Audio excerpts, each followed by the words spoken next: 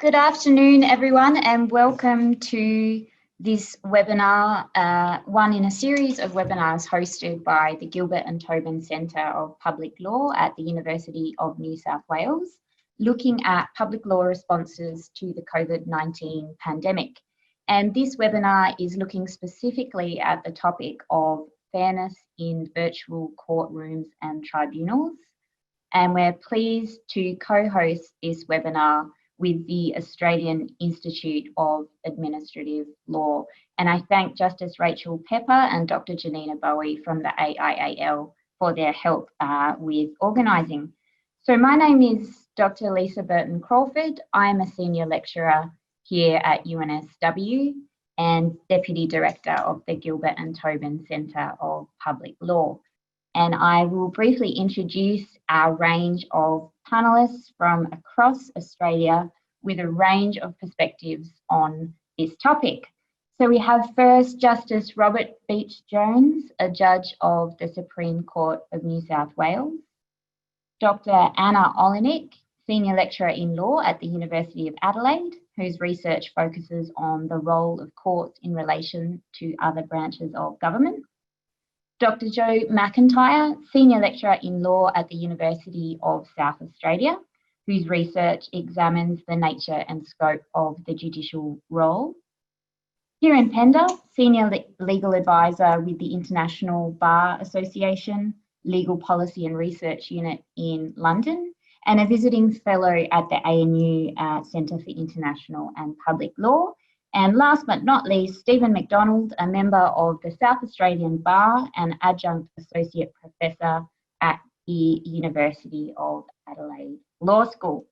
So welcome all.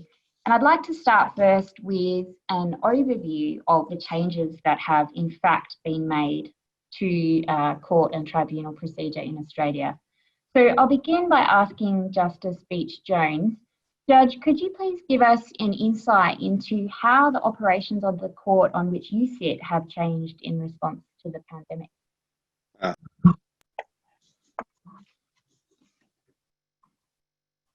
Oop. I think you're muted there, Judge. Unmute. All right. Yep, terrific. Thank you. That was a sterling start. Confidence in how the judiciary handles these things. Look, so what I'll outline is a brief overview of what's happened with the Supreme Court of New South Wales. They vary, of course, from each state as circumstances have differed and resources differ and the nature of cases differ, but hopefully it's perhaps typical of superior courts at least. And you can separate into three phases. The first phase was what occurred in late March to around early May, when the situation was changing rapidly, but the magnitude of the pandemic dawned on everyone, and most of New South Wales was in stage 3 lockdown. In this state, there were rapid changes, but within a few weeks, we settled on the circumstance that all jury trials were vacated. The remainder of all other proceedings moved to online hearings. Now, initially, in the first weeks of that period, there were very significant capacity and technological obstacles that we had to address, and we did that with varying degrees of success. We'd already been doing remote hearings in some type of cases, that is bail applicants had always been appearing via audio-visual link from the jails to avoid difficulty with transport. But when we moved to all hearings being attempted via audio-visual link, that placed very big strains on the capacity of the computer system. And eventually we moved to a variety of platforms in addition to ABL, such as Microsoft Teams, but we don't use Zoom. Now, the second phase was from around late May to the beginning of June, what will commence then, when what we did was on a particular basis when some appeals or civil hearings were allowed to resume in person, but only on a specific need basis. One example was an extremely complex 8-day criminal appeal that occurred in June with overseas witnesses and lots of documents. It simply wasn't possible to do that remotely. And then the third phase, and that's the one we're in now, and this does differ, I said, from other states, particularly Victoria. Jury trials have resumed in the Supreme Court, and that's meant we've had to deploy multiple courtrooms just for the one trial. So we have jurors waiting to be form part of the jury panel waiting in one large room, and an arraignment occurring over video link and arrangements as that, so forth, social distancing among jurors. With civil hearings and appeals, we have a triage system, and what we do is it's determined in advance whether they'll proceed in person or via audio visual link, or perhaps by a mixture of both. A number of hearings at first instance, but not all, have been conducted in person, but there are very strict social distancing rules, and there's limits such as the number of cases that can be heard on the one floor of the court building. Something I might come back to later is that most interlocutory things, including registrars' lists and things of that kind, are all being done remotely, that is via ABL or a platform. And at this stage, almost all appeals, other than exceptional ones like the kind I referred to, that is appeals in the Court of Criminal Appeal and the Court of Appeal, are still being conducted remotely, that is via audio-visual link. And in some cases, that means the three judges don't sit together. One judge may, as it were, zoom in while the other two are in the room. Now, I'll just add this. Across the state courts, there are variations depending on the resources and the type of cases. Jury trials continue with the district court. In fact, I think they were the first to start. There's been a very significant dislocation to hearings in the local court, and you would expect that given the number of cases they have to deal with. So I'm hoping that is the sort of overview we need, and that's pretty much where we're at the moment. Terrific. Thank you, Judge. And as I mentioned at the start, Stephen, you practice as a barrister in a different jurisdiction from Justice Beech-Jones. But could you please give us an overview of some of the key changes you have seen in the way you present a case? Sure. So my practice is mainly in the Federal Court of Australia and in the Supreme Court of South Australia. And I've also been involved in one High Court appeal which proceeded via video link, where we appeared from my chambers in Adelaide, and the judges appeared with one in Canberra, one in Sydney and one in Melbourne, and opposing counsel in Darwin. So I think the transition to operating remotely has probably been somewhat easier for superior courts, and especially appeal courts, than for example, magistrates courts, where the volume of cases is much larger, and often the nature of the cases is such that it would be much harder to adjust to an online setting. So I can't really talk about those. But as to the federal court, the approach that was taken was basically in late March or early April, everyone who had cases listed was told that for the time being, they were vacated, so no longer going ahead. But then very quickly after that, we were contacted again to make arrangements for virtual hearings of those matters.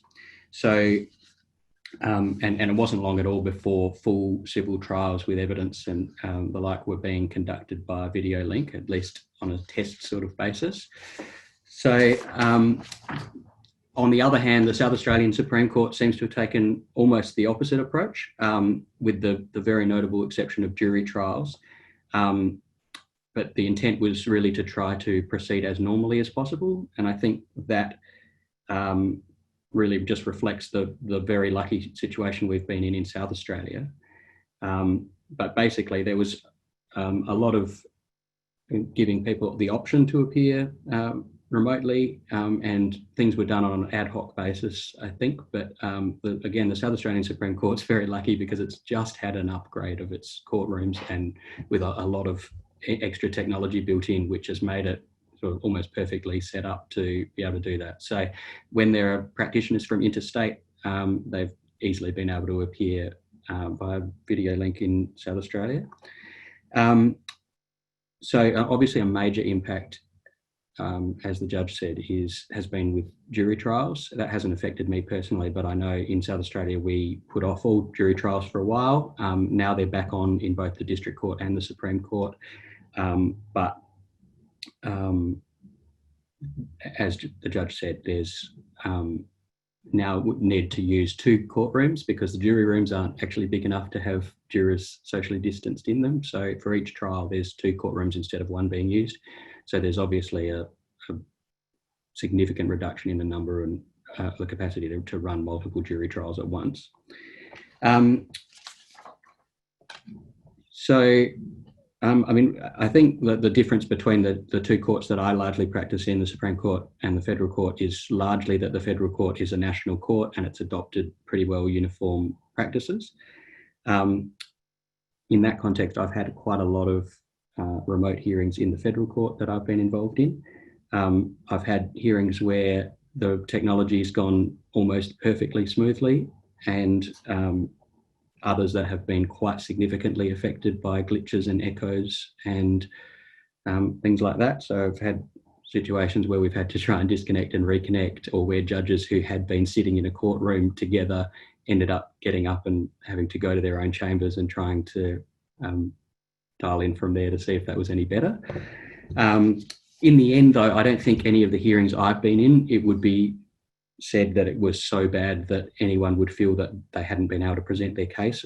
I think I've heard anecdotally about other hearings where things might have been approaching that level. So I think courts and lawyers need to be quite aware of that possibility, and just be vigilant that the hearings aren't sort of being affected adversely to that extent.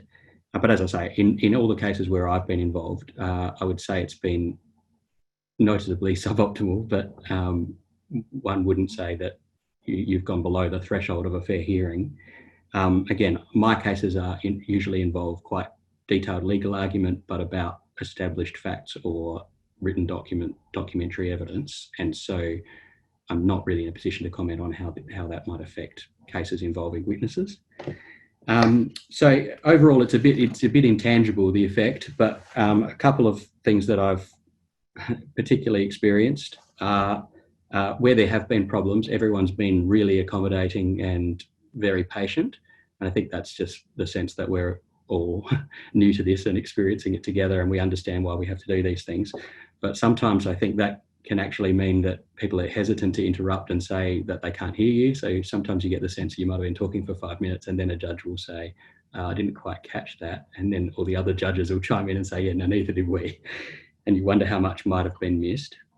One change that to me seems really significant is you often now have lawyers in separate rooms on the same side who normally would be sitting next to each other at the bar table or just behind each other and able to pass notes or whisper. And as junior counsel, I often have found that I'm unsure whether my communications to the person I'm trying to talk to are coming through.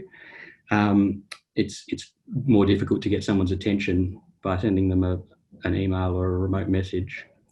And another thing that might seem quite minor is a difference between sitting and standing during hearings. I find that standing up sort of gives you a sense that you're a real lawyer, and that when you're sitting down in your own desk, it feels very different, and your capacity to marshal documents, which you might have quite a lot of folders open, is quite different when you're standing at a lectern with a table next to you compared with sitting at your own desk.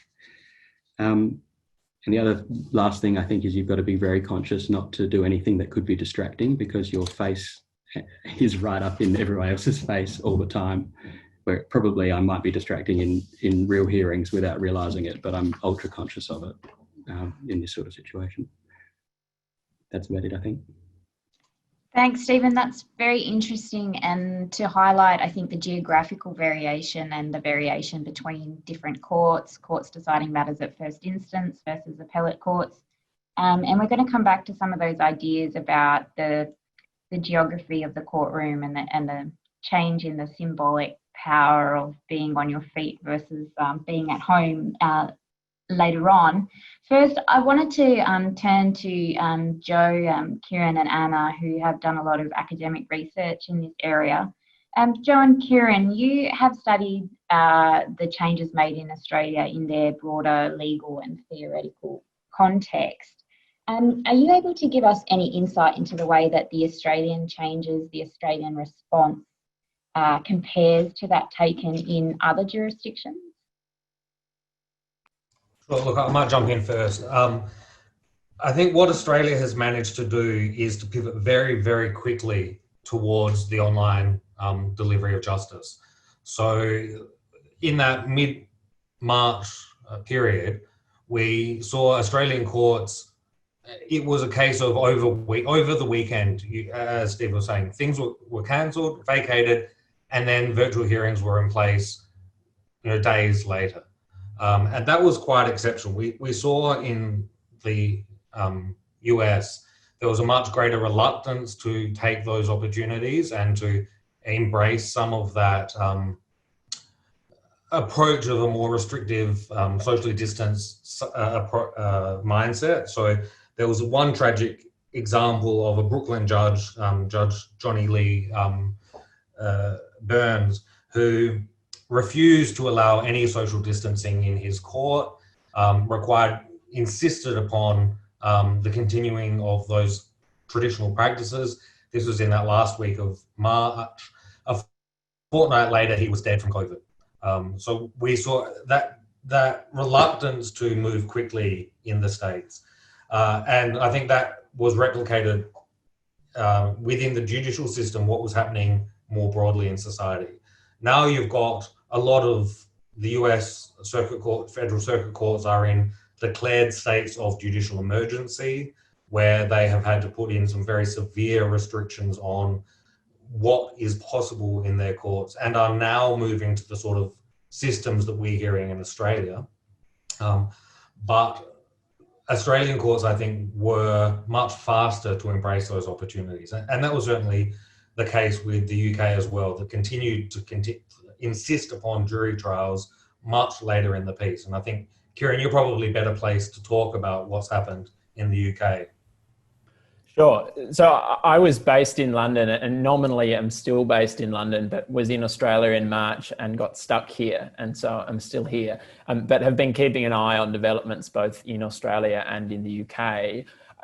To me, I think there are maybe three key points I wanted to point out of comparison. I think Australia and the UK judicial systems moved fairly similarly in terms of timing. The UK may be slightly ahead by virtue of the fact that they were closer to Italy, and so we're seeing what was happening there. I think that the UK was also helped by the fact that they were already in the process of investing several $1 billion in sort of the shift towards virtual justice. So they'd already had begun to think about this.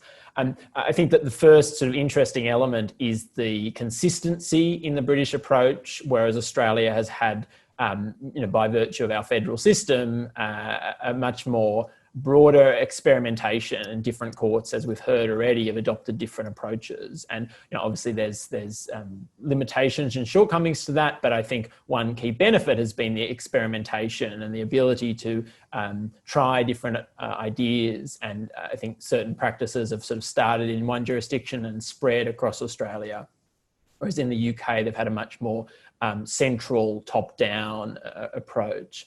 I think the second has been, the UK courts have, I think, indicated a real willingness to get back in person. I think more so than Australian courts. I follow more civil than criminal, and so I can't speak for the criminal system in Australia, but I know, as we've already heard, there's still widespread use of virtual hearings in Australia, whereas in the UK there's been a real desire, and we saw that with the Amber Heard Johnny Depp defamation hearing against The Sun. A very high profile hearing was back in the court, and I think that reflects a broader willingness, and I think that sort of fits into the third point, which is the judicial crisis in the UK that we don't quite have here. So there's a 500,000 case backlog in the UK Magistrates Court. That was already a problem before COVID, but it's been hugely exacerbated by COVID, I think, in a way that Australia hasn't seen to the same extent. So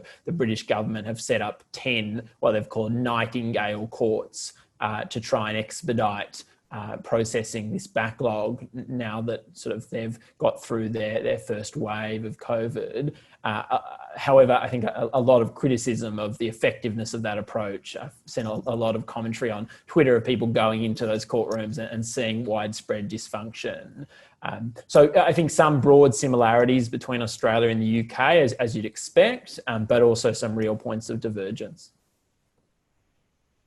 Yeah, and it's interesting to see that COVID is sort of exacerbating the existing problems in the system, I guess, here as in so many other aspects of society. We've been talking so far about courts, and you've all highlighted some really dramatic changes in court process. The other key component of particularly our administrative law system, of course, is Australia's extensive system of administrative tribunals. And I wanted to ask you, Anna, if you could give us some insight into the changes that have been made to tribunal process. Yeah, most Australian tribunals shifted to remote hearings around March, April, and they more or less all adopted a policy that all hearings would be remote, either by telephone, video link, or on the papers, except in exceptional circumstances. That was the sort of the middle of the crisis in March, April. We're now at a stage where tribunals around Australia are at different stages of the recovery. So we have, for example, the Northern Territory Civil and Administrative Tribunal, which is more or less back to business as usual as it was before COVID. We then have VCAT, which not surprisingly has no hearings in person planned for the foreseeable future.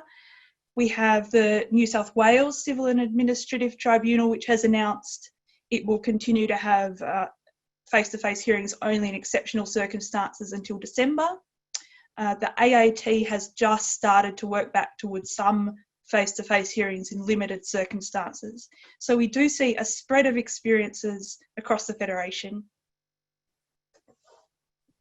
Thank you, Anna. And I'd like to turn now to start assessing, obviously these changes have some pretty significant public law implications, hoping to talk about challenges in terms of fairness, access to justice, the role of the judge and the role of the court or the tribunal. But first, it might be fairly easy to jump to the problems that these technological changes pose. But can I start by asking you all, what do you think are some of the main advantages of these new processes that have been, forced upon us, shall I say? I might jump in. I think what we should note is that this technology is not new. Most of the things that we're doing, we could have been doing for at least a decade, if not a lot longer. What we are seeing is a large cultural shift in the world of what is possible and what is culturally acceptable. And I think that's going to be very beneficial for the longer term of the operation of our judicial systems. What we are dealing with now is emergency situation. And we've been forced to do some incredibly innovative responses to deal with emergency. We are not going to go back to where we were, and nor should we go back to where we were. But that doesn't mean that we need to continue what we're doing now. What we need to say is, what are the things that are really working in this current approach? And how can we bring in those strengths and those benefits of the traditional system for the new normal? So I don't ever want to see the High Court having a special leave application in person again. You know, rather than flying across the country for a 20-minute presentation, let's do that through remote. A whole bunch of directions hearings or chambers conferencing can all be held virtually.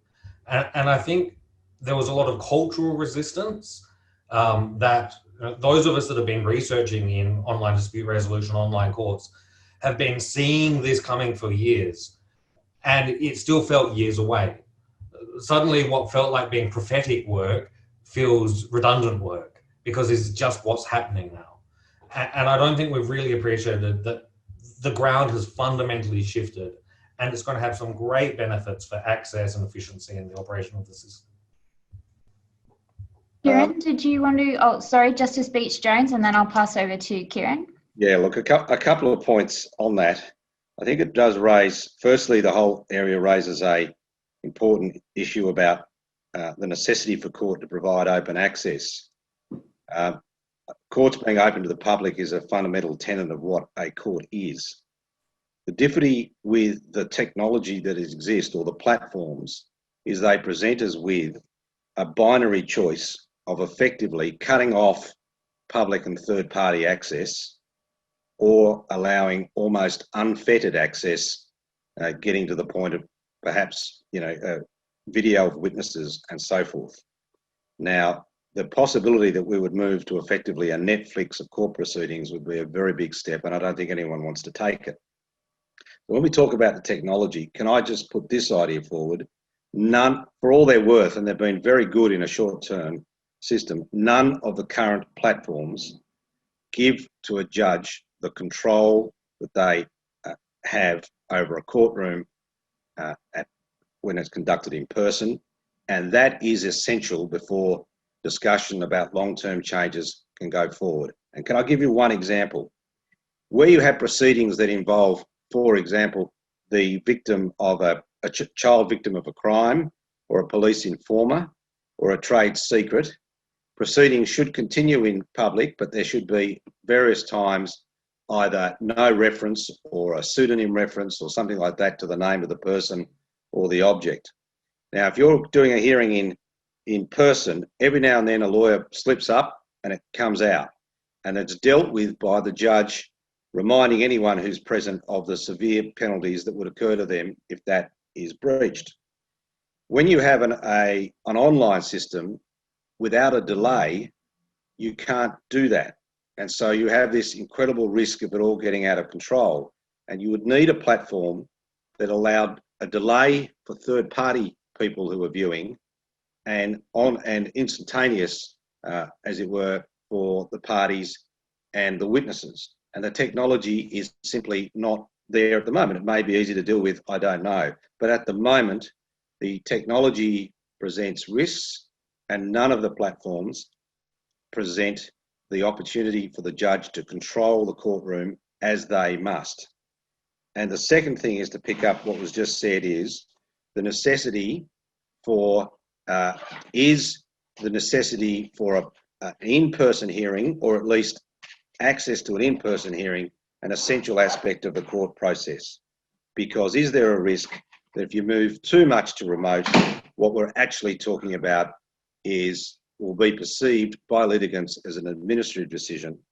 And I think the answer to that is not either judges or barristers or even academics. I think we need some data from litigants and how they perceive the process. They were the 2 points I wanted to make on that topic.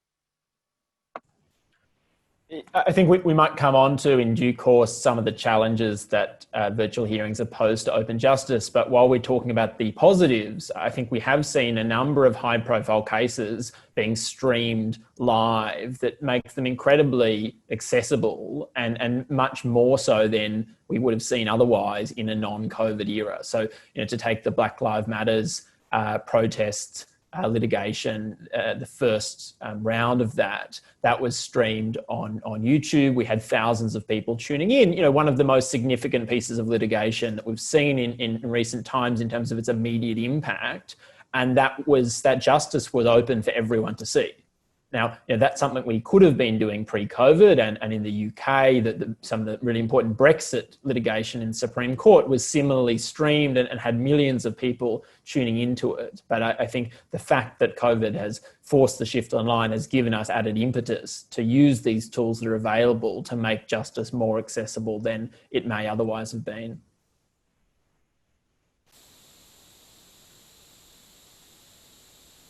Sorry, Lisa, I think you're muted.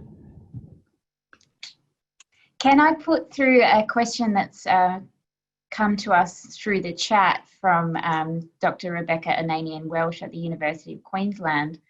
And she's raised a question of whether courts have been experimenting with allowing media presence. So I take that to be allowing media into the recorded or online hearing process. Does anyone know if that's something that has occurred? And my thought being this being a sort of bridge between an entirely closed online hearing and an entirely open online hearing. Well, the answer is yes, and we've been doing what we can. And I don't speak for the court generally, but I'm aware of instances where the media would seek to get access and we would grant them access. We would tell them that the access would be on certain conditions. And by and large, in fact, I'm not aware of any instance where the media didn't comply with what they agreed to do. And no doubt, and I think Kieran's right, it absolutely facilitated open access to justice. But that has its limits. It has its limits in the circumstance that I referred to earlier. And it also has its limits, because one day somebody's going to say, well, who is this media you're talking about? Why just them? Why do they get that access? Why don't we get it? They're all difficult questions. And we've been trying to do it, but my point was, the moment the technology does not give the level of control that a judge gets in person. And I think going forward, that is pretty much an essential to moving this debate on to, if we get to what you might call normal times. Another sort of potential advantage I wanted to suggest, and I'd be interested if you had thoughts on that, and then Joe, I'll pass on to you. In terms of access to justice, I think whenever we move towards technology, there are concerns that those who do not have adequate access to the technology, or those who aren't competent with the technology, are left disadvantaged. So I'm thinking of people who might have inferior internet connection, or not be particularly tech savvy, or what have you. Do you think there are at the same time potential advantages for those who live in remote areas? I'm thinking, for example, the state of New South Wales. It's obviously a lot easier and has fairness implications if you are travelling to court from inner Sydney versus remote regional New South Wales. I don't dominate this discussion, but that's the exact circumstance you indicated, was what one counsel said to me, that her clients were in an Indigenous remote community and there was no way they could have ever viewed the hearing, and through technology they were able to do so, which I think maybe points to the possibility of mixed access in the future. That is, where you have mixed hearings in person but with the technology being available. I mean, I did a long hearing which was televised to Queensland on the web. I think my viewership never went above 11, but that's another question. But that is it's a different streaming a hearing, even an appeal, is very different to the level of access that a party has in following a case. And I think those things need to be grappled with. But in terms of allowing access to people who in remote areas, I think it's a great idea. Of course, the only problem is, does everyone have that level of the technology or resources to access that? And Joe, I think you wanted to jump in there. Look, I think these issues are related. In terms of accessing and observing the court, the exemplary case for me is Miller 2 in the UK Supreme Court last year, where something like 30 million people have watched the judgment being handed down by Lady Hale. For such a controversial case, the ability for people to watch that be delivered is incalculable. And I can't wait till the time when our High Court allows that same degree of access.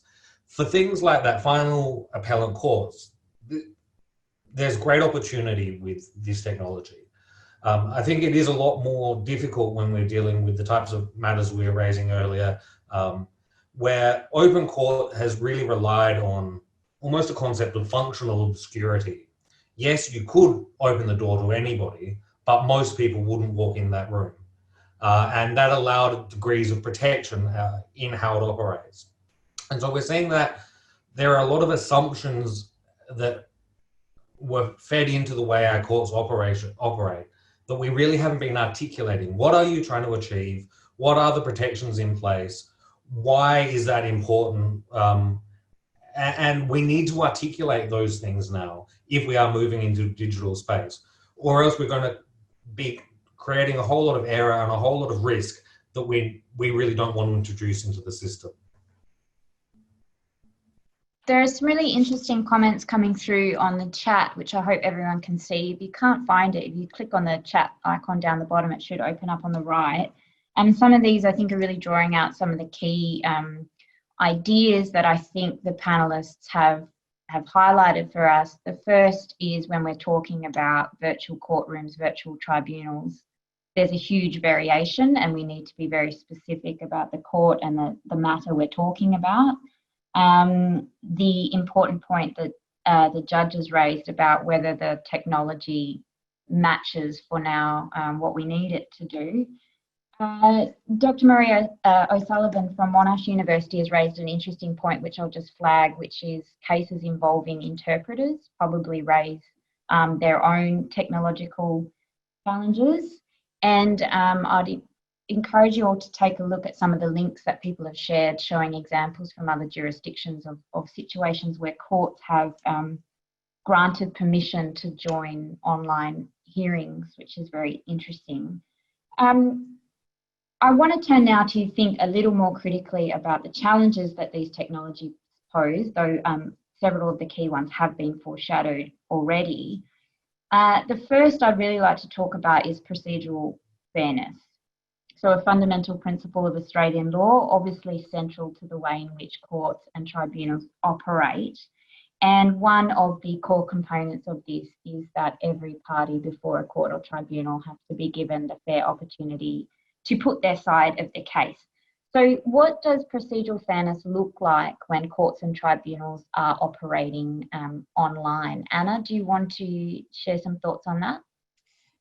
I think there's no doubt that procedure looks different. As we've already heard, the dynamics of a virtual courtroom are very different. I think we've all learned that having a conversation over Zoom is not the same as having a conversation in person. You miss a lot of the non-verbal cues. You can't read the room in the same way. You probably can't control the room in the same way. You can't really make eye contact. So certainly it's a different experience. But as Stephen said earlier, I would agree that it's not necessarily procedurally unfair to have a hearing that operates differently. The rules of procedural fairness have always been highly contextual. It's not a right to have a perfect hearing or the exact hearing you would want. It's a right to a hearing that's fair in all the circumstances. And I think in the circumstances that we have now, parties to a case are still able to make their submissions both orally and in writing. They are able to have an interchange with the bench, albeit perhaps not as natural as it would be in person. So I don't think that there's anything inherent in an online hearing that creates a problem of procedural fairness. The issues, I think, are likely to be those of access to technology. Can everybody hear? Can everybody see?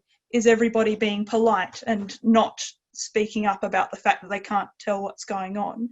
So I think there is a need for judges and lawyers to be vigilant about that.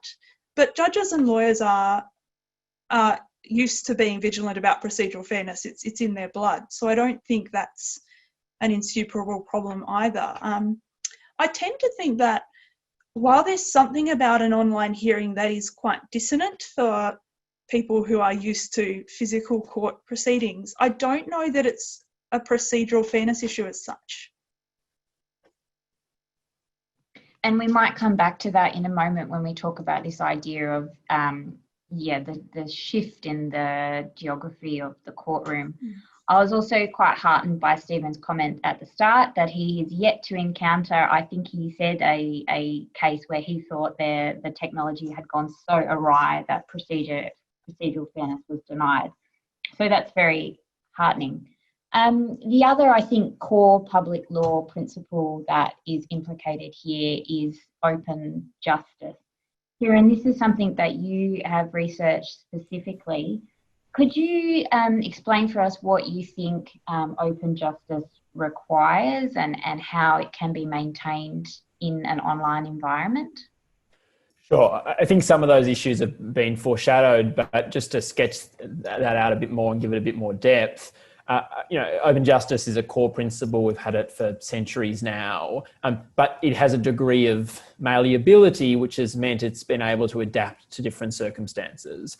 I think prior to COVID, it was fairly clear that meant, other than in exceptional cases, national security, vulnerable plaintiff or litigant, witnesses, etc., you had to be able to go into the court and observe, and there was, I guess, a an added emphasis put on the media having access, because although anyone can go in, it's for most of us the media that sort of are the intermediaries in that open justice. So I think when courts went online, suddenly there was a bit of a rapid transition in thinking about, well, what does open justice look like in the digital hearing context? And I don't think we've fully finished that conversation. I think it's a conversation that will continue as we continue to sort of move through this pandemic and hopefully get out to the other side and embrace some of the opportunities. As we've discussed, there's both threats and opportunities here.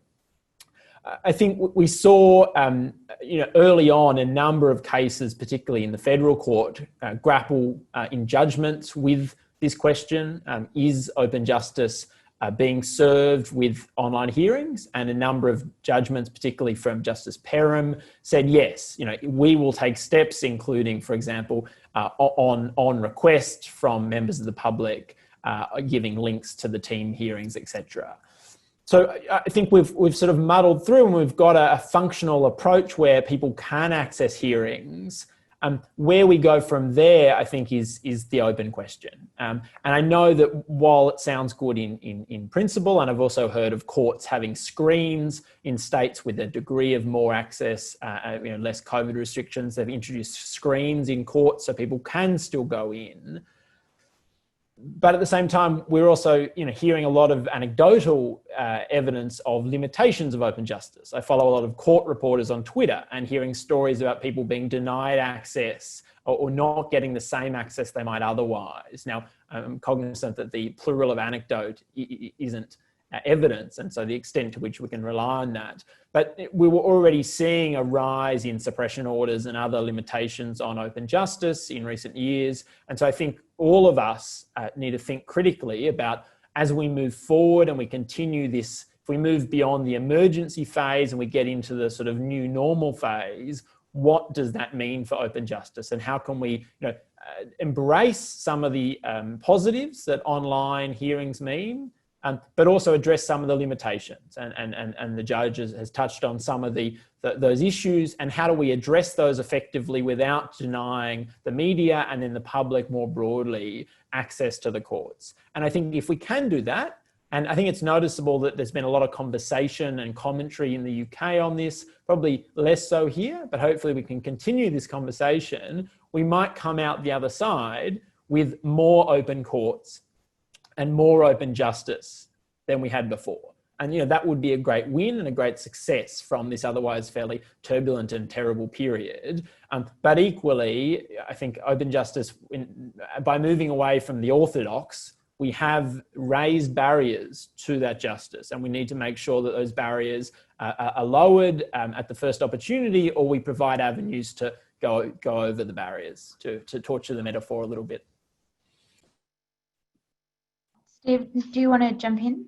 Just really quickly to add to that, I'm aware that the federal court has a system in place where it includes in the cause list details about how people can dial into remote hearings, and I think that may have changed over time, and it's probably still evolving. But I've certainly been in hearings where people have joined, albeit muted and not visible, but it's apparent who they are. And I've seen journalists in hearings that I've been involved in, and members of the public. And more recently, I think people can phone in by telephone and listen without being able to see necessarily.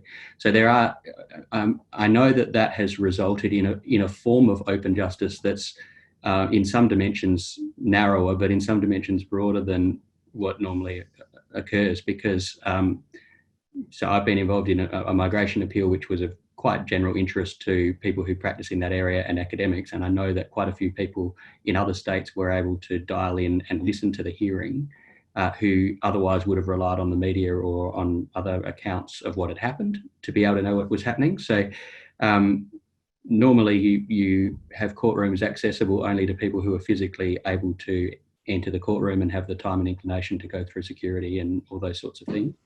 So I'm not saying this is a better system or a good system necessarily in the long term, but I think there are possibilities here that are being revealed about how courts can be made potentially more open.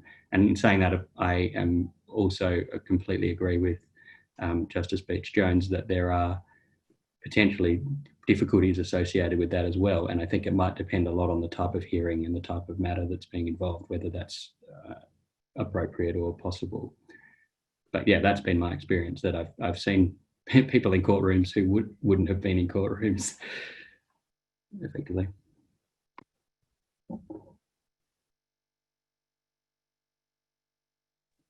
I've got a handful of really interesting questions coming through on the chat, so I might put them to you all in pairs and see if any of you have some views on those.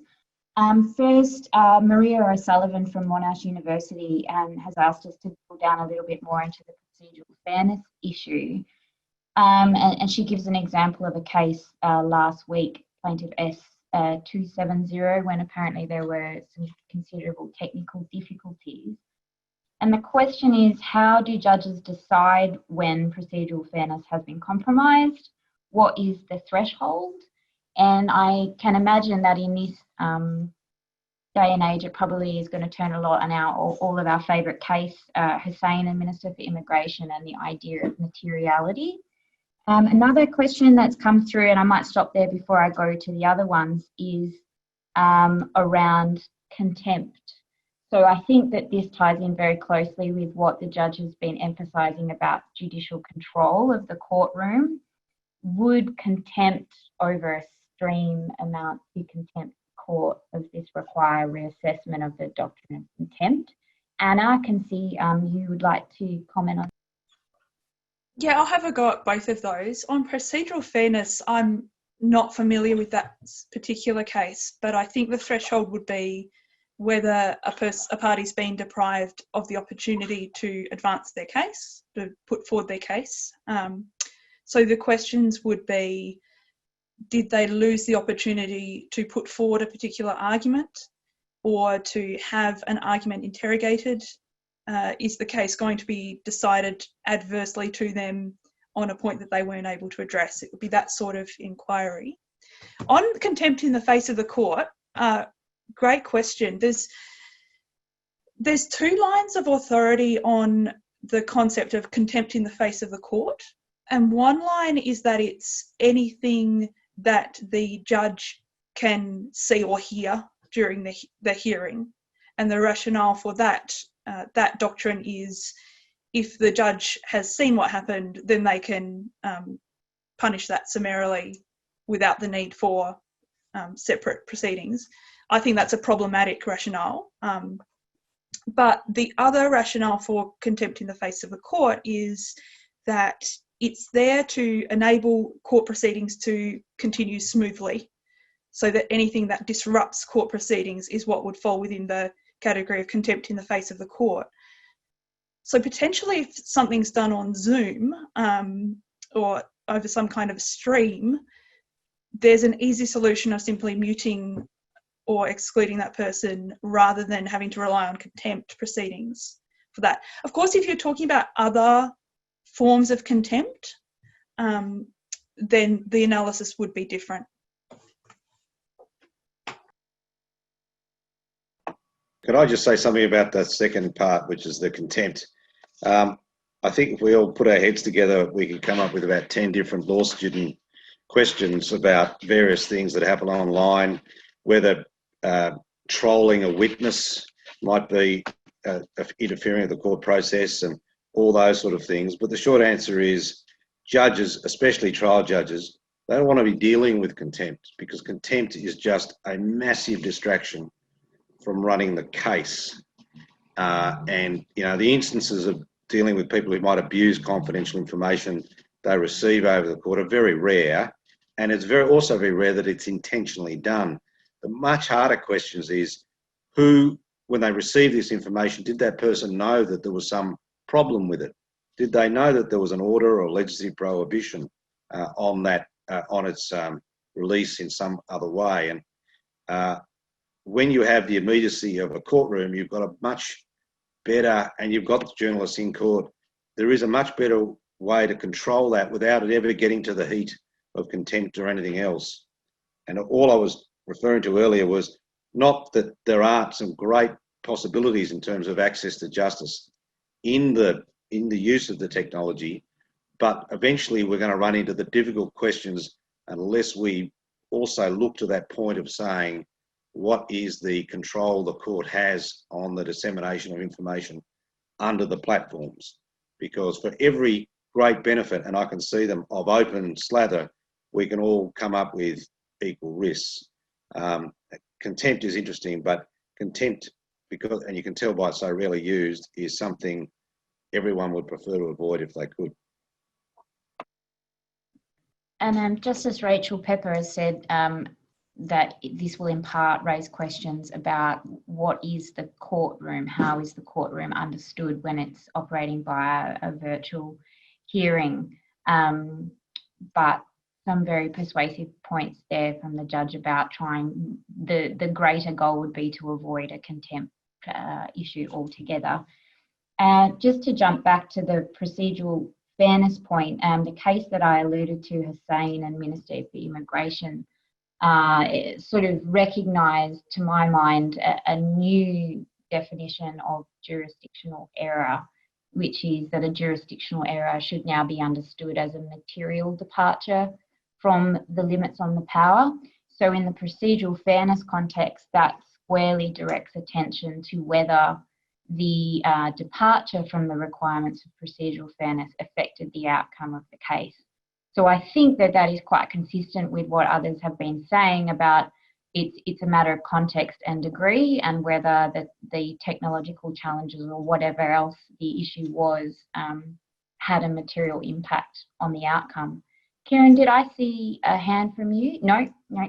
Another question that I saw comes from the chat, which we were planning to talk about, was credibility. So how does the shift to online hearings change or challenge the way in which judges and tribunal members assess credibility? And we've also got a really interesting question from Brooke Marshall, an example of a case overseas which was suspended for a considerable period of time because it was decided that they just couldn't handle the evidence, I think, in this environment. And if anyone knows of any similar examples here. So I'll put those two questions to the panel, credibility and suspension.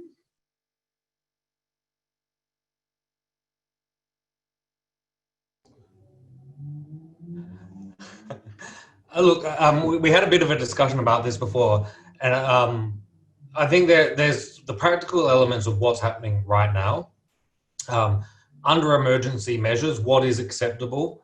And we've seen some interesting discussions and judgments from Justice Perriman, for example, on what is appropriate under these conditions right now. And that might be a slightly different question to post-COVID, if we are moving towards greater use of technology, what is appropriate? I think we have to be careful too that when we talk about credibility, there's a whole bunch of psychological issues that are at play as well, and ritualistic aspects. So how good judges are at assessing credibility by watching someone speak is controversial as a matter of academic literature. And then there's a whole issues like how does the use of the digital affect our assessment of credibility? And there's already starting to be some talk that tired judges are more risk adverse, and that the use of Zoom and technology increases fatigue and decision making. So when you put those together, you get the potential that tired judges are going to be, judges using digital technologies will be more tired and more risk adverse in assessing or making decisions, and certainly in terms of credibility. The other thing that perhaps needs to play into that is there's, I think that's David Tate in the background. He's done some great research, particularly in the criminal sphere, on using and assessing the use of digital technology. The way in which I assess your credibility, when I'm here, I'm what's called the social zone. If I'm back here, the way in which you engage with me is very different. When we're in a courtroom, you're used to me way back here. And we have a way of assessing credibility, which is affected merely by the presence of how close I am to my camera. And once we start looking at these things on a long-term basis, we need to bring all of that scholarship, all of that research into play. Now, that's not what we need to do right now. Right now, it's important to keep those wheels of justice turning. And so that's what we need to be careful about where we're distinguishing. And Kieran shared for us a passage from a case in Cappick and, where is it gone? Cappick and Ford, which I think speaks directly to that and also indirectly to Brooke's suspension question. So Justice Param suggesting that if I could be sure that the crisis would have passed by October, I would not hesitate to adjourn all the trials in my docket, save urgent cases, and relist them for after October 2020. But there is no guarantee, and it is not feasible nor consistent with the overarching concerns of the administration of justice to stop the works of the court for such a period. Those who can carry on should and do their best, as inconvenient and tedious as this is going to be. So that's quite an interesting perspective there. We're running out of time, but I do really want to ask you all about something that I think has been foreshadowed throughout the discussion, and that is the major shift in the geography of the space in which these hearings take place and the symbolic consequences of that for the way that justice is perceived. Would anyone like to comment on that issue? Courthouses have been developed over hundreds of years to express certain ideas about the way the state administers justice. The experience of going to a courthouse, going into a courtroom and sitting in your allocated place tells you a lot about these proceedings. Tells you about the authority and seriousness of what's occurring. Tells you about the way the judge is placed, communicates authority, but also legitimacy. There's iconography of justice, including the coat of arms that will typically sit above the judge. The way the courtroom is laid out communicates the equality of the parties, the fact that the parties are sitting at mirror image tables, the lawyers, that the lawyers are wearing the same costume, says something about equality before the law. The Zoom background you have communicates a lot about you. It can communicate your authority, it can communicate your wealth, it can communicate what you think is important. That's why I've moved my furniture around today to get a blank wall behind me. All of these things are part of what the physical experience of a court hearing communicates. And I think that there's things about electronic hearings that just don't replicate that at this stage.